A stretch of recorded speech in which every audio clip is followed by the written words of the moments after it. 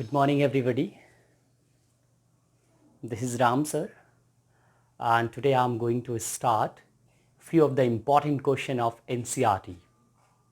In text question today I have taken, but actually they are important. This my mission, to solve each and every in text question, NCERT exercise, NCERT examples. It means whatever questions are in the NCERT, first of all I want to go for all. And with the proper syllabus of organic first of all I have started. हम लोग इसको सबसे पहले करेंगे, फिर questions को और करेंगे, ठीक है। क्योंकि देखो होता क्या है बेटा, हम सारी चीज़ों को सही सीख लेते हैं और एप्लीकेशन बेस्ड पढ़ाई ना होने पे हम क्वेश्चन नहीं सॉल्व कर पाते। तो क्वेश्चन इक्वली इंपॉर्टेंट है, इसके साथ में लेके हम लोग चलेंगे तो निश्चित तौर पे क्वेश्चंस भी आपको आ जाएगा और क्या होगा, हम कॉन्सेप्ट भी सीख लेंगे, ठीक है। तो अभी जितना पढ़ाया है उसी में से ये क्वेश्चंस हैं, ठीक है। आसानी से ये सॉल्व हो जाएगा। देखते हैं ये क्वेश्चन जो आपका 10.2 है। 10.1 बच्चों मैंने इससे पहले जो है, ठीक है, 10.1 इससे पहले वाले लेक्चर में हेलो एल्केन हेलो एरीन्स करके आप एनसीईआरटी उसमें आईयूपीएसी था तो वो सॉल्व कराया हुआ है। 10.1 विजिट करने के लिए वहाँ पे आप जाके देख सकते हैं, ठीक है। एग्जाम्पल्स भी आपको अलग से मिल जाएंगे, ठीक, और ये एक्सरसाइज का भी वीडियो अलग से बन जाएगा और अभी इसका अलग से। तो मेरी कोशिश रहेगी वीक में सैटरडे को हम लोग क्वेश्चंस पे काम करेंगे, ठीक है, बिल्कुल। तो अभी हम सैटरडे के लिए आए हैं और आप सभी को पता है ये मैं राम सर और ये एकेडमी आपकी वरुणा एकेडमी केमिस्ट्री क्लास को डिवोट करती है अभी, ठीक है। तो आप सभी का वेलकम है और हम स्टार्ट करते हैं इस लेक्चर को, ठीक है। Just only I need your support, dear children, because my mission to just provide a quality full education to each and every learners, especially those who are needy. Moving बेटा, ध्यान दीजिएगा ये क्वेश्चन कहता क्या है। Why sulfuric acid not used during the reaction of alcohols with Ki? तो इसका बड़ा शॉर्ट में आंसर अगर आपको लिखना हो, देखो मैं डिटेल में बताऊंगा इस क्वेश्चन को ताकि आपको अच्छे से समझ में आए, बट एक लाइन में अगर आपको आंसर चाहिए तो आप डायरेक्टली लिख सकते हो, because it is an oxidising, it is not only, it is an strong oxidising agent, this H2SO4 which oxidizes HI obtained in reaction into I2. I repeat again answer क्या हो जाएगा, ये ऑक्सीडाइजिंग एजेंट है, strong oxidising agent है sulphuric acid. तो ये क्या करता है, जो रिएक्शन में HI मिलता है उसको ऑक्सीडाइज कर देता है I2 मॉलिक्यूल में, बिकॉज आयोडीन काफी रिएक्टिव होता है। तो जिसकी वजह से हमारा जो मेन एम है बनाना वो नहीं बन पाता, इसीलिए H2SO4 नहीं यूज किया जाता। ये तो हो गई रही बात, जैसे कि आपको एक लाइन में आंसर लिखना था। अभी आपको जानना है तो क्या करना है, देखो रिएक्शन क्या है, एल्कोहल आपका एल्कोहल Ki से रिएक्ट कर रहा है, H2SO4 नहीं लिया जाता। क्यों नहीं लिया जाता, क्योंकि ये लिया जाएगा तो ये रिएक्शन हमारा एम क्या है, RI बनाने का, एल्किल आयोडाइड बनाने का, बट ये रिएक्शन ही नहीं होने पाएगी, ठीक है। ये बच्चों रिएक्शन नहीं होने पाएगी, ठीक है। तो ध्यान दीजिएगा इसमें करना क्या है बच्चों, ठीक है। तो as I was telling question number 10.2 में क्या करना है, मैंने कहा ना टारगेट हमारा ये है बनाने का, बट H2SO4 की प्रेजेंस में क्या होगा, ये बन नहीं पाएगा, है ना। अब क्यों नहीं बन पाएगा उसी को देखते हैं। H2SO4 जैसे ही आप इसका यहां रिएक्शन में यूज करोगे कंसंट्रेटेड H2SO4, तो होगा क्या, ये आपका इस पोटेशियम आयोडाइड से रिएक्ट कर जाएगा और बड़ा देखिएगा क्या बनाएगा, यहां पे आपको देखो यहां H2 निकलेगा, ये क्या देगा 2H प्लस SO4 2 माइनस, यही देगा ना। अब भाई 2H प्लस SO4 2 माइनस देगा, तो यहां से 2 K लेना पड़ेगा, यानी मोल इसका बढ़ा करके हम लोग क्या लिख सकते हैं, K2SO4 बन जाएगा। अब 2 पोटेशियम यूटिलाइज हो गया, 2 आयोडीन बचा, है ना, बचा ना 2 आयोडीन। तो ये दोनों आयोडीन क्या होगा, हाँ ये दोनों आपका अब बन जाएगा 2 यहां से H और 2 आयोडीन मिलकर के क्या बन जाएगा 2HI बन जाएगा, ठीक, ये बन गया। अभी ये H2SO4 शांत नहीं होगा, ठीक है, क्योंकि ये HI क्या है, काफी रिएक्टिव है। तो ये क्या करेगा बच्चों, ये जो HI है इस HI से रिएक्ट करेगा फिर से H2SO4 और ये आपस में इसका भी 2 मोल लेना पड़ेगा और ये फाइनली बनाएगा क्या, ध्यान दीजिएगा, ये जो HI के फॉर्म में है, I का ऑक्सीडेशन स्टेट कितना है बेटा, -1 है और ये 0 हो जाएगा, यानी ऑक्सीडेशन स्टेट बढ़ेगा, -1 से 0 क्या हुआ, बढ़ना हुआ, तो ऑक्सीडेशन हो जाएगा। तो ऑक्सीडाइज होकर के किस में चला आएगा, I2 में, प्लस क्या बना बेटा, प्लस ध्यान दीजिएगा SO4 है आपका, ठीक है। अब यहां से 2 ऑक्सीजन निकलेगा और ये दो हाइड्रोजन मिलकर के क्या बना लेगा, 2H2O बना लेगा, प्लस क्या हो जाएगा, ध्यान दीजिएगा, प्लस कुछ और बच रहा है, जी हाँ, SO2 बच रहा है। तो ये प्रॉपर रिएक्शन बनेगी, ठीक है। अगर आप H2SO4 बेटा यूज करोगे, ठीक है, अगर आप H2SO4 यूज करोगे तो ये पूरी प्रॉपर रिएक्शन आपकी बनेगी, ठीक है। यानी ये Ki जो है Ri ना दे करके Ki क्या करेगा, इससे रिएक्ट कर जाएगा और इससे रिएक्ट करने के बाद K2SO4 बना देगा बेटा, उसके बाद आपका Hi भी बनाएगा, Hi को वापस से ऑक्सीडाइज करा देगा I2 में, ठीक। अब बात आती है सर क्या कुछ किया जाए कि हमारा Ri बन जाए, ये भी तो क्वेश्चन अराइज हो सकता है। तो ध्यान दो, इसको बनाने के लिए बच्चों ROH को आपको ट्रीट करना पड़ेगा, ROH को ट्रीट करना पड़ेगा किसके साथ, ROH Ki non oxidising agent होता है H3PO4 डियर चिल्ड्रन, क्या होता है भैया, H3PO4। इसका जो कंसंट्रेशन होता है 95% लेना पड़ता है और उसके बाद हीट करना पड़ता है, ठीक है। क्या बन जाता है बेटा, ये बनेगा R और ये हमारा I बन जाएगा, प्लस आपका क्या बन जाएगा, ध्यान दीजिएगा, प्लस आपका यहां पे KH2PO4 बन जाएगा और बेटा क्या बन जाएगा, ध्यान दीजिएगा, प्लस आपका यहां से हाइड्रोजन मिला, यहां से भी हाइड्रोजन मिला, तो आपका H2O बन जाएगा, ठीक है। आई थिंक बैलेंस्ड है, जी हाँ बैलेंस्ड है। ये क्वेश्चन खत्म हुआ। अब very important question dear children, मैं एक बार और एक्सप्लेन कर देता हूं, सिंपल भी है, कुछ भी नहीं है, ठीक। H2SO4 क्यों नहीं यूज किया जाता, क्योंकि हमारा Hi जो मिलता है रिएक्शन, वो मतलब ऑक्सीडाइज कर देता है I2 में। रिएक्शन मैंने समझा दिया। पोटेशियम आयोडाइड क्या करता है बेटा, ध्यान दो, H2SO4 से रिएक्ट करके ये जो है यहां पे ना जाकर के इससे रिएक्ट करके ये बनाता है K2SO4 potassium sulphate plus 2Hi further H2SO4 से रिएक्ट करके I2 H2O और SO2 बना देता है। लेकिन हमें अगर एल्किल आयोडाइड चाहिए तो H2SO4 के प्लेस पे, ये मैंने रिएक्शन को थोड़ा सा एक्सप्लेन कर दिया है, कहने का मतलब एलाबरेट कर दिया है, ताकि आपको चाहिए तो क्या यूज करोगे, तो H2SO4 के प्लेस पे बेटा non oxidising agent H3PO4 phosphoric acid कहा जाता है, 95% का यूज किया जाता है, हीट किया जाता है, तो क्या होता है बेटा, ये आपका Ri बनता है, बाई प्रोडक्ट क्या क्या बनता है, एक सॉल्ट बनता है ना, ये आपका जो है पोटेशियम डाइहाइड्रोजन फॉस्फेट और प्लस आपका वाटर मॉलिक्यूल बनता है, ठीक है। तो ये बेटा क्वेश्चन नंबर आपका 10.2 खत्म हुआ, ठीक है। अब हम आगे बढ़ते हैं, ठीक है, होप सबको समझ में आया होगा, इसको नोट कर लीजिएगा, प्लीज नोट कर लीजिएगा सब लोग ये क्वेश्चन। नेक्स्ट हम बढ़ते हैं 10.3 की तरफ, ठीक है।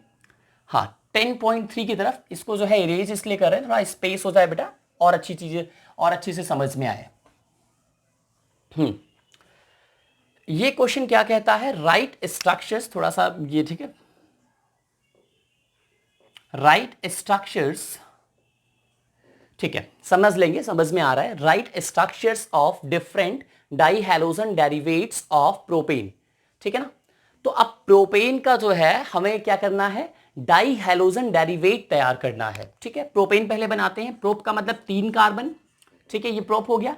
इन करना है, it means everywhere there is single bond, पहले से है। अब इसको बैलेंस कर लेते हैं, ये हो जाएगा CH3, ये हो जाएगा CH2, ये हो जाएगा CH3। बेटा कार्बन की वैलेंसी होती है 4, कितनी होती है बोलिएगा, 4। तो पहले से जितना बॉन्ड लगा होता है कार्बन को, उसको छोड़ करके जो बॉन्ड कम रहता है वो हाइड्रोजन से सेटिस्फाई किया जाता है, याद रखिएगा, ठीक है। ये बॉन्ड लाइन फॉर्मूला का रूल है, ठीक। तो ये कार्बन एक बॉन्ड से लगा था तो कितनी वैलेंसी रह गई, 4 में से 3, तो 3 हाइड्रोजन लग गए। ये बॉन्ड देखो एक लेफ्ट से एक राइट से, 2 बॉन्ड से लगा हुआ था, तो यानी 2 वैलेंसी रह गई, तो CH2 हो गया और ये CH3 हो गया। अब इसका डाइहैलोजन डेरिवेट हमें तैयार करना है, तो पहला तो डेरिवेट क्या हो सकता है, ध्यान दो, पहला डेरिवेट आपका लिख सकते हैं CH, ठीक है, CHX और सिंगल बॉन्ड CH2 CH3, पहला डेरिवेट ये हो गया। इसको हम लोग क्या बोल सकते हैं बेटा, इसको याद है सभी को ना, 2 हैलोजन सेम कार्बन पे होते हैं तो जेम बोला जाता है, जिसको जेमिनल कहते हैं। तो पहला डेरिवेट ये हो गया हमारा, ठीक है। आगे ध्यान दीजिएगा, ये फर्स्ट डेरिवेट हुआ। सेकंड डेरिवेट क्या बन सकता है, CH3 CXX CH3। देखो डेरिवेट, अब ध्यान दो, यहां पे हमें एक तरीके का आइसोमर का मतलब same molecular formula but different structure and chemical properties, तो उसके अकॉर्डिंग हम देख भी रहे हैं, वो भी आ भी रहा है।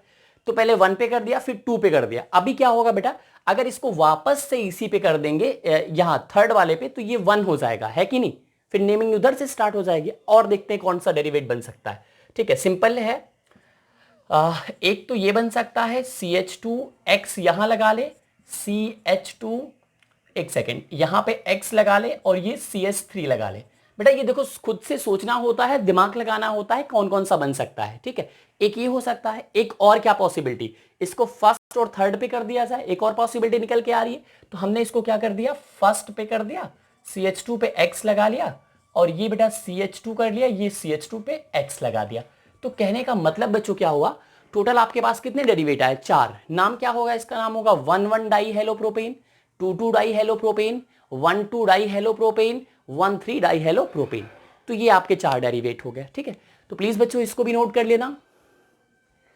आसान था ना, देखो दो क्वेश्चन हम लोगों ने सॉल्व कर लिया जल्दी से। हम अब आगे बढ़ते हैं, ठीक है, बिल्कुल आगे बढ़ते हैं। आसान है, it's not very tough as I am thinking.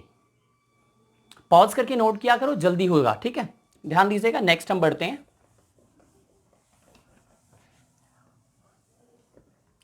Simple question, simple तरीका, और सारे क्वेश्चंस बच्चे करेंगे हम लोग, है ना।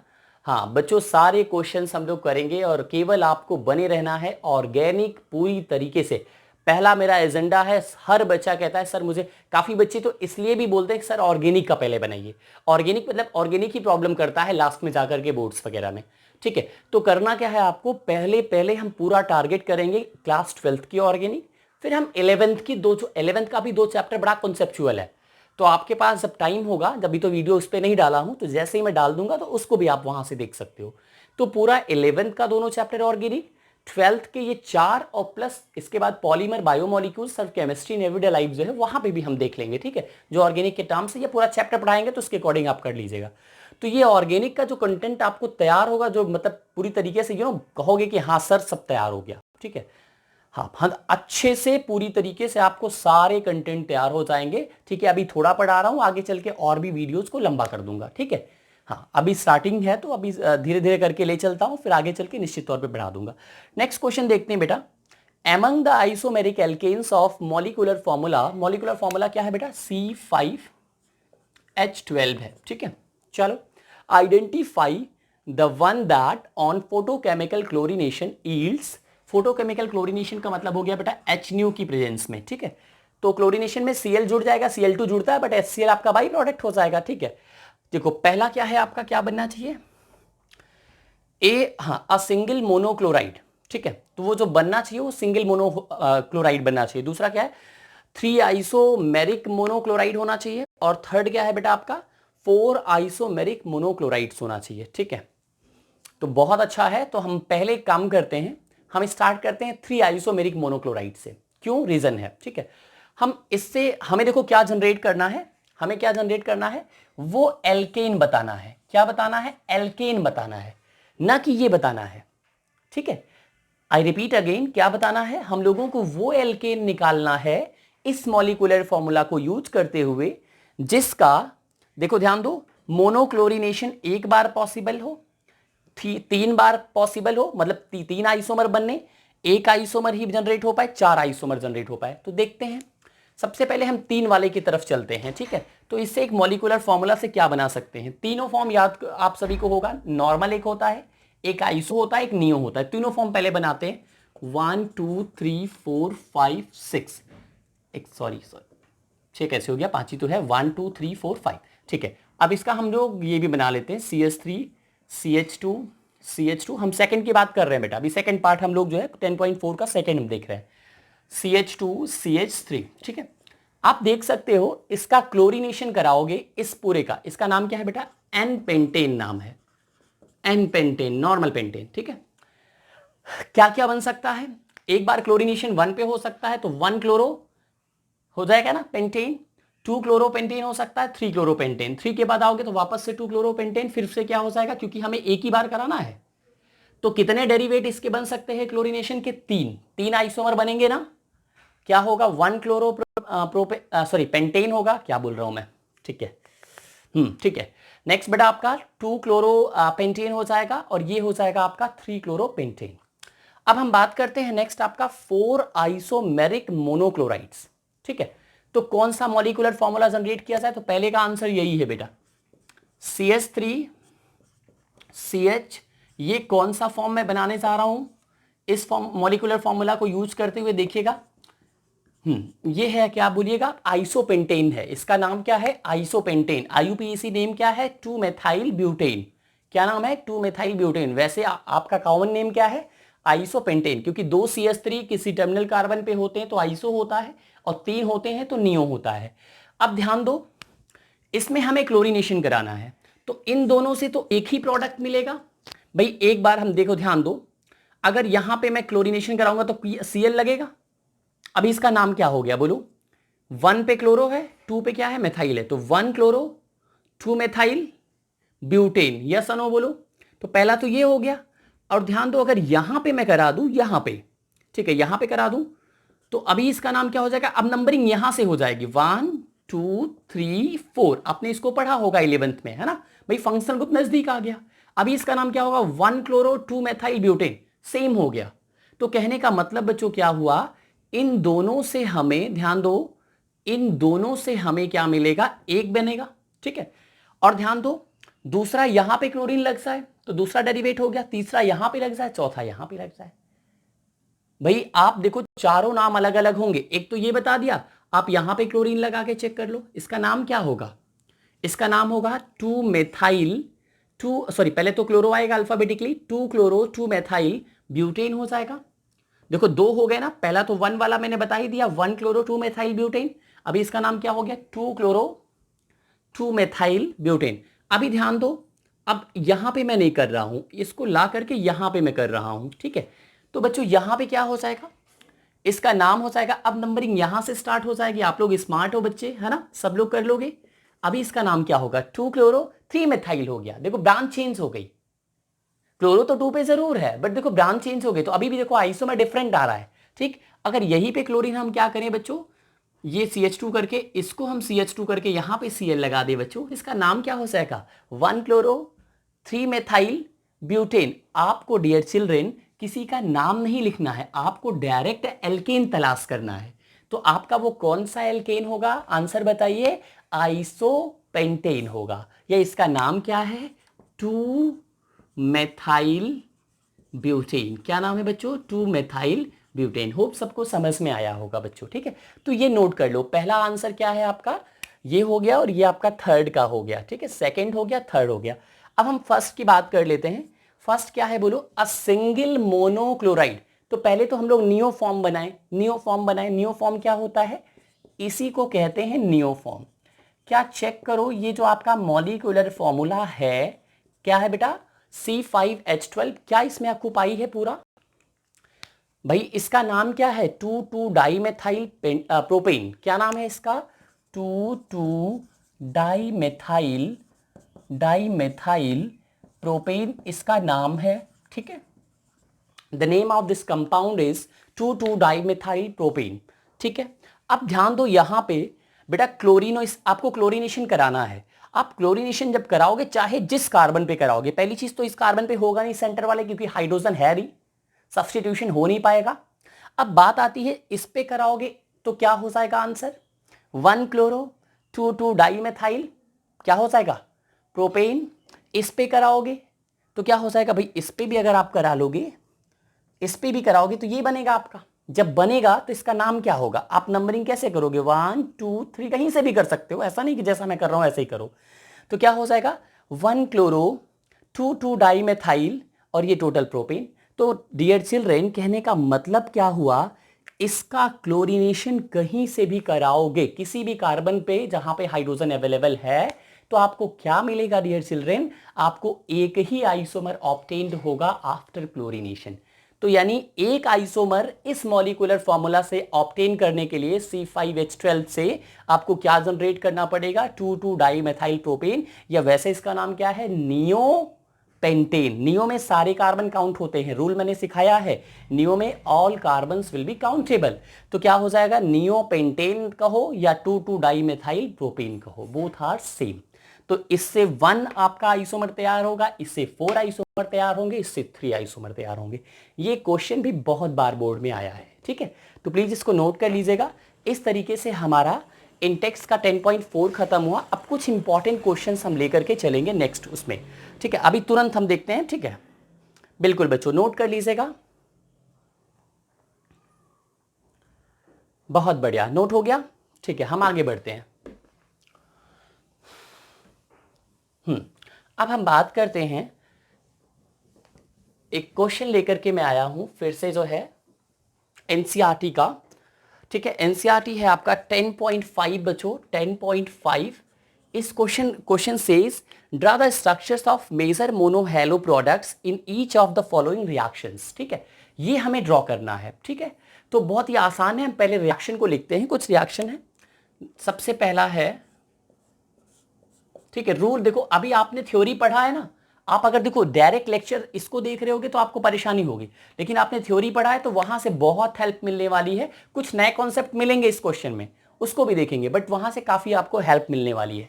तो प्लीज आप अगर थ्योरी अभी तक ना देखे हो तो थ्योरी भी जा करके देखिए आप लोग। चलिए देखिएगा, आपका 10.5 यहां पे आपका ये ठीक है, इसका नाम वैसे बच्चों क्या है, एक सेकेंड। ठीक है,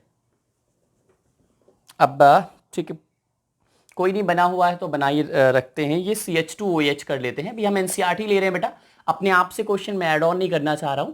ये आपका क्वेश्चन है और आपका है HCl। ठीक है, और ये हीट किया जा रहा है। ठीक है, अब क्या बनेगा, तो आपको पता है HCl से क्या मिलेगा, H+ मिल जाएगा और Cl- मिल जाएगा। अब क्वेश्चन अराइज होता है कि ये वाला OH ब्रेक होगा या ये वाला ब्रेक होगा। ठीक है, ये बेटा हमने थर्ड लिया है, इंपॉर्टेंट क्वेश्चन समझ करके। और भी क्वेश्चंस हैं, कुछ इजी हैं, कुछ अपने आप से भी आप कर सकते हो, नहीं तो हम उसको भी देख लेंगे 1 by 1। ठीक है, तो बेटा यहाँ पे H+ और Cl- में आपको मिला। अब ये OH यहां से डिपार्ट करेगा कि ये OH डिपार्ट करेगा। ठीक, तो ध्यान देना, ये OH कार्बन के कांटेक्ट में है और ये पाई इलेक्ट्रॉन सिस्टम नहीं है यहां पे, ध्यान दो। लेकिन ये जो ऑक्सीजन है, ध्यान दो, ये ऑक्सीजन इस कार्बन के कांटेक्ट में है जो कि पाई इलेक्ट्रॉन सिस्टम नहीं रखता। ये जो ऑक्सीजन है ये डायरेक्टली उस कार्बन से लगा हुआ है। ठीक है, जहां से रेजोनेंस पॉसिबल है। ठीक है, क्या पॉसिबल है बच्चों, रेजोनेंस जहां से पॉसिबल है, तो क्या हो जाएगा, ध्यान दो, ये आपका इस तरीके से हो गया। ठीक है, इस तरीके से हो गया, और इसके साथ पार्शियल डबल बॉन्ड कैरेक्टर हो जाएगा। आप सभी तो रेजोनेंस जानते ही हो भाई, रेजोनेंस स्ट्रक्चर ड्रॉ करोगे तो यहां पे क्या आ जाएगा, तो पहला फैक्टर तो ये हुआ, पार्शियल डबल बॉन्ड कैरेक्टर पाया जाएगा इस ऑक्सीजन और इस कार्बन के बीच में, जिसकी वजह से OH यहां से नहीं निकलेगा। दूसरा, ये कार्बन काफी इलेक्ट्रोनेगेटिव है। क्या है बेटा, इसका आवेशन क्या है, sp2 है। sp2 होने के कारण ये काफी ज्यादा इलेक्ट्रोनेगेटिव है बच्चों। अगर ये इलेक्ट्रोनेगेटिव है तो ये क्या करेगा, OH को आसानी से यहां से डिपार्ट नहीं होने देगा। तो कई कारण है, ये OH काफी ज्यादा स्टेबल है इस कार्बन के साथ, तो ये OH निकलेगा। अब ये निकलेगा तब तो आसान हो गया हमारा, क्योंकि बच्चे यहीं पे गलती कर जाते हैं, बच्चे इस OH को निकाल देते हैं तो गड़बड़ हो जाता है। ध्यान देना, मैंने बता दिया रीजन क्या है, because of partial double bond character, because of sp2 carbon, this OH is not going to depart from here, it is not going to leave from here. So what happened, it gives out OH- and CH2+, ये आपका benzyl carbocation बन गया। ठीक है, अब ये OH- ये H+ मिलकर के क्या बच्चों बना देगा, as a by product H2O बना देगा। ठीक है, कोई दिक्कत नहीं, H2O बना देगा। और ये ध्यान दो, बाकी बचा क्या, मेन प्रोडक्ट आपका ये हो गया बेंजीन, ये आपका OH तो लगा ही रहेगा, और ये आपका इस तरीके से कुछ हो गया। ठीक है, CH2, और यहां पे आ जाएगा Cl, ये एक सब्स्टिट्यूशन रिएक्शन हो गया। ठीक है, बिल्कुल बच्चों, तो ये कंप्लीट हुआ। और आगे हम देख लेते हैं, एक क्वेश्चन आपका फर्स्ट वाला भी देखते हैं, कुछ और क्वेश्चंस देखते हैं अच्छे अच्छे एनसीईआरटी के। ठीक है, ये OH है और प्लस आपका ध्यान दो बच्चों SOCl2 है। ठीक है, ये क्या बनेगा, बाई प्रोडक्ट बेटा H2O, सामने लिख लो इसके। ठीक है, ये आपका H2O हो गया। क्या बनेगा यहां पे भाई, साइक्लोहेक्सिल हाइड्रो सॉरी, ये आपका है साइक्लोहेक्सेनॉल। इसका नाम क्या है, साइक्लोहेक्सेनॉल। ये थायोनिल क्लोराइड है। हमने आप सभी को बताया था, जो थायोनिल क्लोराइड होता है बच्चों, वो उसका वर्क याद है ना, ये क्या करता है, OH को कन्वर्ट करता है किसमें बच्चों, Cl में। बहुत अच्छे से याद है, ठीक है ना। और बाई प्रोडक्ट क्या निकलता है, प्लस आपका SO2 और HCl बाई प्रोडक्ट होता है, और दोनों ही किस में होते हैं, गैस में होते हैं। सिंपल वही हमें करना है। ये साइक्लोहेक्सिल हो गया बच्चों। ठीक है, ये साइक्लोहेक्सिल हो गया। ठीक है, हो गया ना। यहाँ पे क्या, क्यों साइक्लो भाई, बेंजीन बन जा रहे हो बार बार। ठीक है, हाँ बेंजीन बेटा बन जा रहा है, कोई नहीं। देखो यहाँ पे आपका आ जाएगा Cl और प्लस क्या हो जाएगा, SO2 प्लस हो जाएगा HCl डियर चिल्ड्रन, ठीक है। तो हमारा देखो, हमें कॉन्सेप्ट आना चाहिए। देखो लॉजिक पता था, अगर लॉजिक ना पता होता तो ये आंसर निकालना मुश्किल होता। हम कहीं H निकाल रहे होते, कहीं कुछ और निकाल रहे होते। तो आपको पहचानना पड़ेगा थायोनिल क्लोराइड का फंक्शन ही यही है, ठीक है। तो ये हो गया फर्स्ट क्वेश्चन। थर्ड क्वेश्चन एक और देखें, सेकंड क्वेश्चन भी देख लेते हैं, ठीक है। एक और क्वेश्चन देखते हैं। सेकंड क्वेश्चन क्या है, कॉन्सेप्चुअल है, इसको रोकते हैं, ठीक है। CS3 सिंपल क्वेश्चन लेते हैं, सेकंड नहीं ले रहा हूं मैं, फिफ्थ ले रहा हूं, ठीक है। अभी सिंपल क्वेश्चंस ले रहे हैं, कॉन्सेप्ट बेस्ड क्वेश्चन हम अलग से करा रहे हैं, ठीक है। Br प्लस NaI, यहां पे क्या होगा, ठीक है। यहां पे क्या होगा आप लोग देख करके ही पता लगा लिए होगे। ये किसकी प्रेजेंस में होगा, ड्राई एसीटोन के प्रेजेंस में होगा। ये दिया नहीं है, खुद से कर लो। ये कौन सी रिएक्शन है, फिंकेलस्टीन है भाई। ये RX है ना, देखो ये RX है और ये सोडियम आयोडाइड है।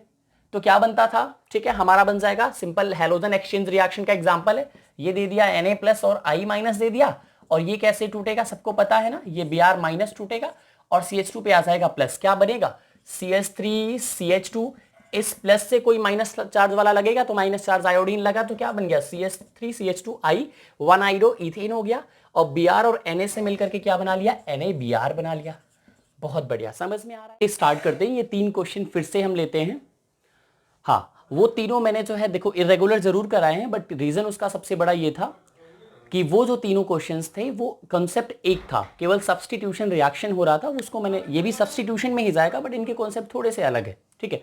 तो इन तीनों को एक साथ में करेंगे, वो 3 हम जो कर चुके हैं, आई होप सबको समझ में आ चुका होगा, है ना। हाँ, अभी भी 10.5 भी चल रहा है। देखो, कंप्लीट द फॉलोइंग, आपको पता है CBSE एग्जाम में 3 मार्क्स का कंप्लीट द फॉलोइंग रिएक्शन करके आता है, ठीक है, 100%। ये एक ब्लूप्रिंट में है, ये आना तय है, ठीक है। अभी इसको हम देखते हैं, इसका भी बहुत ही सिंपल तरीका है, कैसे सॉल्व करेंगे। अब हमें पहचानना पड़ेगा, कुछ चीज हम आपको यहां पे सिखाने जा रहे हैं, रिएक्शन को करने का तरीका सिखाएंगे यहां पे, ठीक है। ये कार्बन कौन सा है बच्चों, ये sp2 कार्बन है, ध्यान देना, ठीक है। कौन सा कार्बन है, sp2 कार्बन है। क्यों है पता है सभी को ना, क्योंकि total number of sigma bond इस कार्बन पे आप देखोगे तो 1 2 3, इसलिए sp2 है, ठीक। और इस कार्बन का नेचर क्या है बोलिएगा, ये sp3 कार्बन है। कौन सा कार्बन है, sp3 कार्बन है, ठीक। तो sp2 कार्बन से लगा हुआ sp3 कार्बन जो होता है वो अल्फा कार्बन कहलाता है, याद रखना बच्चों। अल्फा कार्बन से लगा हुआ हाइड्रोजन जो होता है वो क्या कहलाता है, अल्फा हाइड्रोजन कहलाता है। और अल्फा हाइड्रोजन का एक प्रॉपर्टी होता है, वो कैसा होता है, एसिडिक इन नेचर का होता है। कैसा होता है बच्चों, एसिडिक इन नेचर का होता है, ठीक। तो इसलिए यहां से एसिडिक इन नेचर का मतलब हो गया easily give H plus ion, यही तो हुआ, ठीक है। Easily give H plus ion हो गया, ठीक है। तो ये इसकी कुछ प्रॉपर्टी होती है। अब ध्यान दो, यही नहीं, sp2 कार्बन से लगा हुआ जो कार्बन होता है, या कार्बोनिल कार्बन भी sp2 ही होता है, या फंक्शनल ग्रुप से लगा हुआ जो कार्बन होता है, याद रखना वो अल्फा कार्बन कहलाता है। ये सारे के सारे कार्बन क्या होते हैं, अल्फा कार्बन। ये कंडीशन होती है। फंक्शनल ग्रुप जैसे X हो गया, लगा हुआ उससे जो कार्बन होगा वो अल्फा, उसके बाद वाला बीटा हो जाएगा, फिर हम आगे चल के और बताएंगे, फिर गामा होता है, फिर डेल होता है, फिर X होता है, ऐसे बढ़ता रहता है, ठीक है। तो अल्फा कार्बन हो गया, बीटा कार्बन हो गया। अभी बीटा तो हम यहां पे यूज नहीं कर रहे हैं, अल्फा केवल। कार्बोनिल कार्बन से लगा हुआ कार्बन भी अल्फा कहलाता है, और कार्बोनिल कार्बन इटसेल्फ sp2 ही होता है, ठीक है। या sp2 कार्बन से लगा हुआ जो कार्बन है वो भी अल्फा कार्बन। ये अल्फा कार्बन क्या होता है, ध्यान दो बेटा, ये एसिडिक इन नेचर का होता है, ठीक है। बस यही इसका भी कारण है क्यों एसिडिक होता है, क्योंकि यहाँ पे इलेक्ट्रोनेगेटिव ये कार्बन है, ठीक है। तो इस कार्बन से क्या करता है, यहां से पार्शियली इलेक्ट्रॉन्स लेने की कोशिश करता रहता है, क्योंकि ये sp3 है, ये लेस इलेक्ट्रोनेगेटिव है कंपेयर टू दिस वन, ठीक है। ये थोड़ा ज्यादा इलेक्ट्रोनेगेटिव है कंपेयर टू दिस वन। तो ये क्या करता है, अपना इलेक्ट्रॉन पूरा करने के लिए ये जो कार्बन है वो H प्लस यहां से रिलीज कर देता है। H प्लस रिलीज करेगा तो खुद पे कैसा चार्ज रखेगा, माइनस। तो ये कुछ कहानी होती है, बस आपको ये कॉन्सेप्ट याद रखना है। क्या कर रखना है बेटा, कि sp2 कार्बन से लगा हुआ sp3 कार्बन क्या कहलाता है, अल्फा कार्बन कहलाता है। उससे लगा हुआ हाइड्रोजन अल्फा हाइड्रोजन, वो एसिडिक इन नेचर का होता है, और वो इजिली क्या देता है, H प्लस आयन देता है। लेकिन ध्यान दो, यहां पे हम लोग वो मैकेनिज्म नहीं करेंगे। यूवी लाइट है तो फ्री रेडिकल मैकेनिज्म के थ्रू क्या होता है, ये भी H न्यूट्रलाइज होता है, फिर आपका कुल मिला के सब्स्टिट्यूशन रिएक्शन होना है, ठीक है। अब होगा क्या, ध्यान दो, अब ये पता चल गया कि कौन सा हाइड्रोजन इसमें एक्टिव है। प्लीज इसको नोट कर लो, ये जो फ्लो चार्ट मैंने बनाया है इसको पहले नोट कर लो, फिर हम आगे बढ़ते हैं तो और अच्छा समझ में आएगा। ठीक है, अभी नोट करो, मैं बता रहा हूं मैं क्या कहना चाह रहा हूं। नोट हो गया बच्चों? बहुत बढ़िया। ठीक है, ये तो कॉन्सेप्ट sp2 वाला है या cx है या वो भी है आपका। ठीक है, अब ध्यान दीजिएगा, ये नोट हो गया तो हम आगे बढ़ते हैं। हम इसको क्यों बताए? ठीक है, इसको मैंने इसलिए बताया है कि कौन सा यहां से हाइड्रोजन या कौन सी पोजीशन एक्टिव है रिएक्शन में पार्टिसिपेट करने के लिए, तो हमें यह पता चल गया ये वाली पोजीशन। नहीं तो होता क्या है, हम पोजीशन को ही नहीं पहचान पाते हैं, और जब तक बच्चों हम पोजीशन नहीं पहचान पाएंगे तो हम निश्चित तौर पे रिएक्शंस को गलत करते रहेंगे। यहां एक कॉन्सेप्ट मैंने सिखाया और वो कॉन्सेप्ट बहुत सारी रिएक्शन में लगेगा। अब होगा क्या, ये जो Br2 है बच्चों, ठीक है, ये जो Br2 है वो कुछ इस तरीके से हम लिख सकते हैं, फ्री रेडिकल मैकेनिज्म फॉलो होता है बच्चों। तो एक Br एक बच्चों H से लग जाता है, ध्यान दो, एक H से रिएक्ट करके क्या बनाता है आपका बाई प्रोडक्ट। बाई प्रोडक्ट जो आपका बनता है वो बनेगा, हाँ ध्यान दो, यहां पे लिख दे रहा हूं, जो बाई प्रोडक्ट बनेगा बच्चों वो बन जाएगा HBr बन जाएगा, हाइड्रोजन ब्रोमाइड। और जो मेन प्रोडक्ट बनेगा बच्चों वो क्या होगा, देखिएगा ये आपका हो गया कुछ इस तरीके से।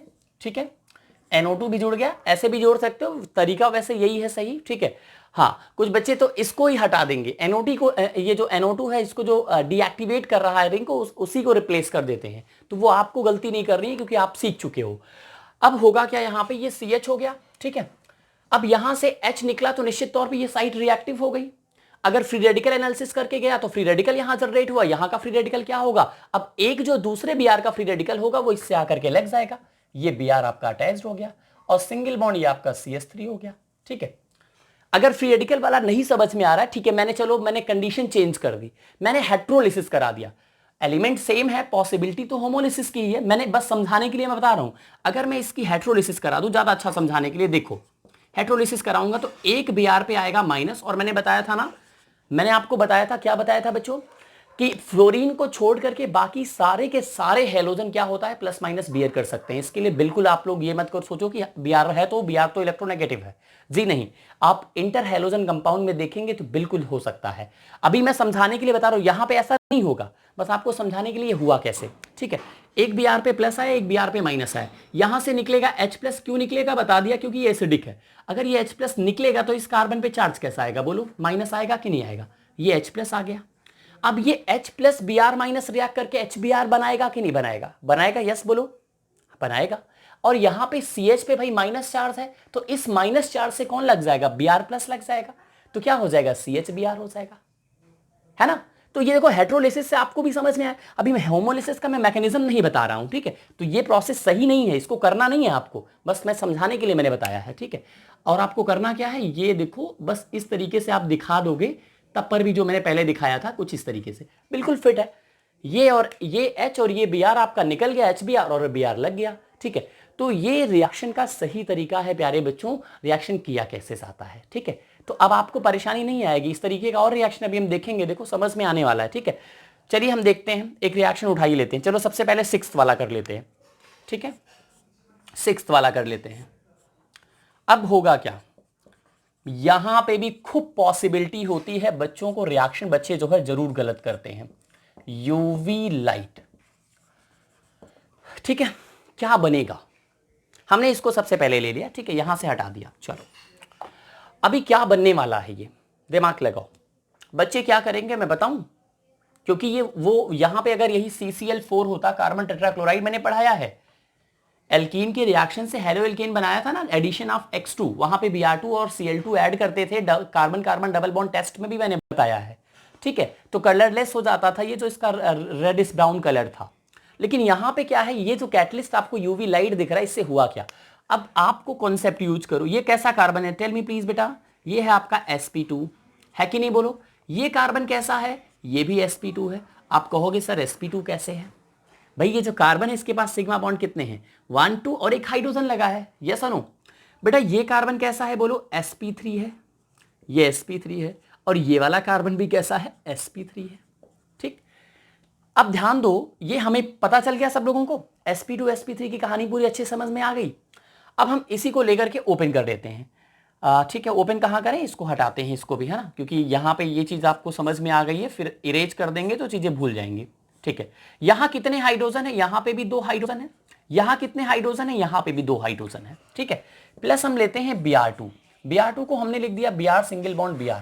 ठीक है, और ध्यान दो यहाँ पे आपका इस तरीके से कुछ यूवी लाइट हो गया। ठीक है, अब होगा क्या बच्चों, ये भी आपका ये पोजीशन है क्या, ये पोजीशन, ये जो कार्बन है ये कैसा नेचर का हो गया, ये अल्फा कार्बन हो गया, और इससे जो लगा हुआ हाइड्रोजन होगा, ये हाइड्रोजन कैसा हो गया, ये अल्फा हाइड्रोजन हो गया, अल्फा हाइड्रोजन हो गया, एसिडिक इन नेचर का हो गया। कॉन्सेप्ट लगा ना, अब आपको समझ में आ गया, चाहे यहां से निकालो चाहे यहां से, क्योंकि दोनों ही सिमेट्रिकल है भाई, दोनों ही चीज आपकी कंडीशन सेम आ रही है। तो एक H क्या करेगा, एक Br से मिलकर के एज अ बाई प्रोडक्ट बच्चों बना लेगा HBr। ठीक है, और प्लस आपका क्या हो जाएगा, दूसरा आपका जो होगा भाई, एक हाइड्रोजन खाली हुआ ना, तो उसकी जगह आकर के बच्चों Br लग जाएगा, और इस डबल बॉन्ड में कोई चेंज नहीं आएगा। यही रिएक्शन सही है बच्चे, 100% बच्चों मैं बता रहा हूं, आप लगभग बच्चे 95% कुछ यही इसी बॉन्ड को तोड़ करके एक Br यहां लगा देते हैं और एक Br यहां लगा देते हैं, जो कि गलत है। क्या समझ में आया, जो कि गलत है ना, ये वाला अगर बॉन्ड टूटेगा तो 100% आपका आंसर गलत हो जाएगा। तो आपका बॉन्ड कौन सा टूटेगा, यहां से टूटेगा। तो कॉन्सेप्ट आपको पता होना चाहिए। लास्ट क्वेश्चन देख लेते हैं, इन टेक्स्ट आपका खत्म हो जाएगा। ठीक है, हाँ बिल्कुल, जो है जो हम जहां तक अभी हमने थ्योरी कवर किया है उसके बिहाफ पे इन टेक्स्ट क्वेश्चन लगभग कवर हो जाएंगे। लास्ट क्वेश्चन बच्चों, लास्ट क्वेश्चन क्या है देख लेते हैं वो भी। लास्ट क्वेश्चन आपका है, क्योंकि अभी मैंने उसको भी लिखा था, बट ठीक है, ये है हमारा लास्ट क्वेश्चन। HI थोड़ा सा पहचानो, ये कौन सा रिएक्शन है। हाँ वैसे एंटी मार्कोनिकॉफ एडिशन में हम लोग HBr लेते हैं, बट ठीक है, उसी कैटेगरी में इसको डाल सकते हैं। एरो पे कुछ नहीं है, ठीक, कुछ होता तो एंटी मार्कोनिकॉफ की कोई गुंजाइश भी होती। 3 मैंने बताया है ना, या तो HNu हो, या तो क्या हो, यूवी लाइट हो, या तो पेरोक्साइड हो, कुछ भी होगा तो ये फ्री रेडिकल फॉलो करेगा, बट यहां पे ऐसा कुछ भी नहीं है। ठीक, होमोलिसिस हेट्रोलिसिस में बच्चे कंफ्यूज तो नहीं कर रहे हैं, मुझे लगता है ना बच्चे, ये तो नहीं समझते ना Br2 है तो होमोलिसिस, HI है तो हेट्रोलिसिस, ऐसा तो नहीं समझते ना। HI में भी होमोलिसिस होता है और हेट्रोलिसिस होता है, Br2 में भी होमोलिसिस हो सकता है, हेट्रोलिसिस हो सकता है, कंडीशन देने के ऊपर है। हाँ, फेवरेबल की बात करें तो ये पोलर है, ये नॉन पोलर है, ये किसको फेवर करेगा, ये हेट्रोलिसिस को फेवर करेगा, ये किसको फेवर करेगा, होमोलिसिस को फेवर करेगा, लेकिन हो सकता है कंडीशन देने के बाद। ठीक है, हाँ बच्चों, होमो का मतलब होता है इक्वल नंबर ऑफ इलेक्ट्रॉन्स में टूटना, और यहाँ पे अनइक्वल नंबर, अनइक्वल मतलब चार्ज में टूटेगा तो अनइक्वली डिवाइड होगा, है ना भाई। बॉन्डेड इलेक्ट्रॉन्स क्या होंगे, 2 और 0 के फॉर्म में हो जाएंगे डिवाइड, और यहाँ पे 1 1 फ्री रेडिकल के फॉर्म में होता है। हम आगे बढ़ते हैं, 11th का कॉन्सेप्ट है। HI ने हमें दिया, देखो बच्चों, HI जब टूटा तो क्या प्रोड्यूस किया, H plus I minus produce किया, बहुत बढ़िया। अब हमें by the way Markovnikov addition नहीं आता है, ठीक है, बाय द वे नहीं आता है, भूल गया है, ठीक है, हमें ये लेकिन पता है, क्या पता है, ये कैसा ग्रुप है, जल्दी से बोलिए, ये प्लस I ग्रुप है मेरे प्यारे बच्चों।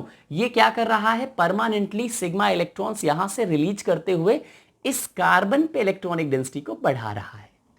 हम किसी को आगे की तरफ ढकेलेंगे, किसी को आगे की तरफ पुश करेंगे तो सिंपल है, बॉन्ड किस तरफ शिफ्ट होगा, away from the atom shift होगा, टुवर्ड्स तो हो नहीं सकता भाई, इधर से भी तो इलेक्ट्रॉन्स ही आ रहे हैं ना। तो यहां पे चार्ज कैसा आया, माइनस चार्ज आया, यहां पे चार्ज कैसा आया, प्लस चार्ज आया। अब आपको मुझे लगता है जोड़ने में आसानी हो जाएगी ना भाई, इस माइनस से ये प्लस वाला जुड़ेगा। गड़बड़ हो गया बच्चों, ठीक है, हमने आपको ही सिखाया बट हम ही धोखे में आ गए, कोई बात नहीं। ये होगा भाई, हेड की तरफ माइनस आता है, टेल की तरफ प्लस आता है। अरे खूब बताया है भाई, ठीक है कि नहीं। ये जो बॉन्ड है ऐसे करोगे तो जहां आपका HCl है तो कैसे टूटता है, कुछ ऐसे ही तो टूटता है, यहाँ माइनस यहाँ प्लस। हम ही धोखा खा गए ना सिखाते सिखाते, ऐसे होता ही है। ठीक है बच्चों, आगे बढ़ते हैं, देखिएगा यहाँ पे अब होगा क्या, ये हमारा हो गया अब पूरी तरीके से साइक्लोहेक्सेन। चेंजेस कहाँ नहीं हुए, रिंग ऐसे ही रहेगी, ये CH3 भी ऐसे ही रहेगा। अब एक तरफ आपका H लगा, हमने ये H लगा दिया, और एक तरफ हमारा जाकर के आयोडीन जुड़ा, हमने ये आयोडीन लगा दिया। ठीक है, 1 मेथाइल साइक्लोहेक्सेन है। अगर मैं ये H लगाऊं या ना लगाऊं, बात तो बराबर ही है, क्योंकि बॉन्ड लाइन फॉर्मूला में सबको पता है, ये से बिना दिखाए भी काम चल जाएगा, है ना, क्योंकि आपको पता है हर जगह दो दो हाइड्रोजन है, ये देखो दो दो हाइड्रोजन तो हर जगह है ना, नहीं दिखाया जा रहा था अंडरस्टूड है, तो ये H आकर के लगा जरूर बट दिखाने की जरूरत नहीं है, तो ये ऐसे भी है, तो आपका आंसर सही है। ठीक है, तो समझ में आया, पहला तो ये हो गया तरीका। दूसरा तरीका क्या था, इस कार्बन पे कितने हाइड्रोजन है बोलो, इस कार्बन पे एक हाइड्रोजन है, इस कार्बन पे कितने हाइड्रोजन है, 0। भाई यहां पे कितने हाइड्रोजन है बोलो, यहां पे 0H है ना। तो ध्यान दो कैसा एल्कीन है, अनसिमेट्रिकल है कि नहीं, इसमें एक हाइड्रोजन है एक कार्बन है, तो ये अनसिमेट्रिकल एल्कीन है बच्चों। ठीक है, तो आप अगर मार्कोनिक आप भी लगाना चाहो तो वो भी लगा सकते हो। नेगेटिव पार्ट एल्कीन वाले कार्बन के उस कार्बन पे जुड़ेगा जहां पे हाइड्रोजन का नंबर क्या होगा, लेस होगा। यहां पे 0 है, यहां पे कुछ भी नहीं है, यहां पे 1 है, तो बेटा आपका 0 वाले पे जाकर के जुड़ेगा। तो ये आपका आयोडीन जुड़ गया और ये आपका यहां पर क्या, यहां क्या जुड़ गया बच्चों, हाइड्रोजन जुड़ गया। समझ में आया। मार्कोनी ऑफ एडिशन क्या है, अनसिमेट्रिकल एल्कीन क्या करता है, वो रिएक्ट करता है किससे बच्चों, रिएजेंट से। नेगेटिव पार्ट रिएजेंट का एल्कीन वाले उन कार्बन में जाकर के जुड़ता है जहां पे हाइड्रोजन की संख्या लेस होती है, तो यहां जुड़ेगा, तो आपका ये आंसर होगा। तो मार्कोनी ऑफ एडिशन के थ्रू जाओ, प्लस आई इफेक्ट के थ्रू जाओ, स्टेबिलिटी ऑफ कार्बोकेटाइन के थ्रू जाओ, आंसर आपका सबका सेम आएगा। So thank you very much dear children, will meet you in the next video. और बाकी ऑर्गेनिक के सारे वीडियोस लिंक में डिस्क्रिप्शन बॉक्स में अवेलेबल है, प्लीज उनको भी देखिए, सपोर्ट करिए, बने रहिए, मिलते हैं नेक्स्ट वीडियो में। Thank you very much.